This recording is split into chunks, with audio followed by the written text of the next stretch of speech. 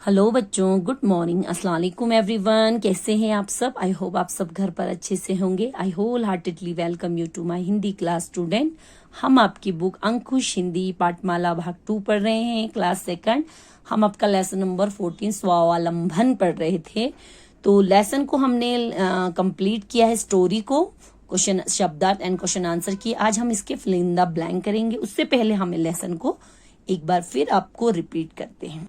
Story को हम repeat करेंगे। लेसन नंबर 14 स्वावलंबन, तो इसका मतलब है आत्मनिर्भर, खुद के ऊपर डिपेंड रहना, सेल्फ डिपेंड। ठीक है, उसके बारे में इस स्टोरी में बताया गया है किस तरह हमें अपने ऊपर निर्भर रहना चाहिए, दूसरों के ऊपर निर्भर नहीं रहना चाहिए, अपना काम खुद करना चाहिए, दूसरों के भरोसे नहीं रहना चाहिए।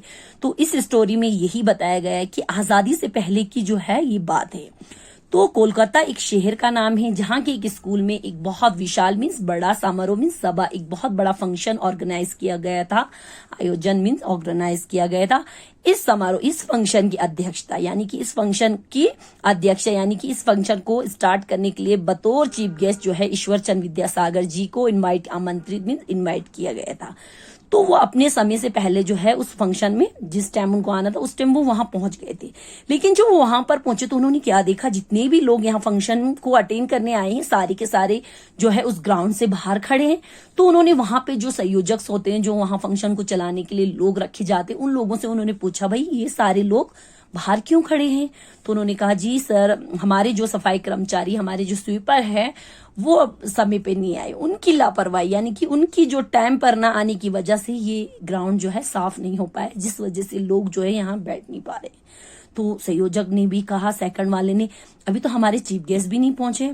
चीफ गेस्ट तो यहाँ पहुंचे लेकिन इनको नहीं पता है ये कौन है। तो उन्होंने कहा, अध्यक्ष महोदय ने कहा, आपके चीफ गेस्ट तो यहाँ पे कब से आए हैं? तो फिर वहां पे तीसरा संयोजक था जो वहां फंक्शन को चलाने वाला, उसने कहा, अच्छा कहाँ पर है हमारे चीफ गेस्ट? तो उन्होंने कहा, बंदा हाजिर है, मैं ही आपका चीफ गेस्ट हूँ, मुझे ईश्वरचंद विद्यासागर कहते हैं। अगर आप लोग इसी तरह सफाई कर्मचारी जो है उनका वेट करेंगे तो ये फंक्शन जो है समय पर स्टार्ट नहीं होगा। तो उस संयोजक ने कहा, सर हम लोग मजबूर है, आप सही कह रहे हैं लेकिन हम लोग मजबूर है, सफाई का काम तो सिर्फ सफाई वाला करेगा। ऐसा होना चाहिए बच्चों? नहीं होना चाहिए, गलत बात है। जब उन्होंने इन सब लोगों की बातें सुनी तो वो खुद सामने के एक शॉप से एक झाड़ू ले आए और खुद जो है उस ग्राउंड की सफाई करने लगे। जब वो सफाई कर रहे थे ईश्वरचंद विद्यासागर जी, तो संयोजक जो है वहां पर खड़े होकर कहने लगे, सर ये आपका काम नहीं है, ये तो सफाई कर्मचारी का काम है। वो लोग शर्मिंदा हो गए। उसने कहा कि ये सफाई वाले का वेट करेंगे तो समय निकल जाएगा। फिर वहां पे जितने भी लोग खड़े थे उनमें से कुछ लोगों ने जाके वहां से झाड़ू खरीदा और खुद भी उनके साथ सफाई करने लगे। देखते देखते सारे ग्राउंड की सफाई अच्छे से हो गई।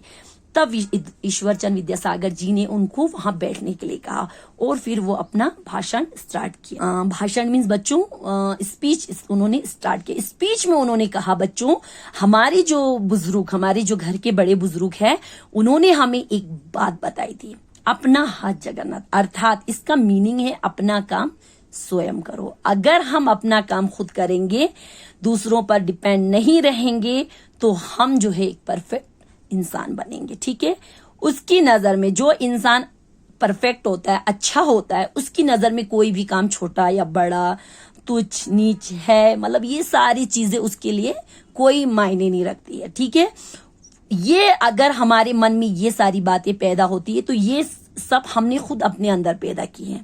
काम के मामले में हर इंसान को आत्मनिर्भर होना चाहिए। आत्मनिर्भर यानी कि अपने ऊपर निर्भर होना चाहिए, अपने ऊपर डिपेंड होना चाहिए। तो अगर ये तभी हो सकता है जब हर इंसान जो अपना काम करे। दूसरों के सहारे रहने वाला इंसान जो है कभी कामयाब नहीं हो सकता।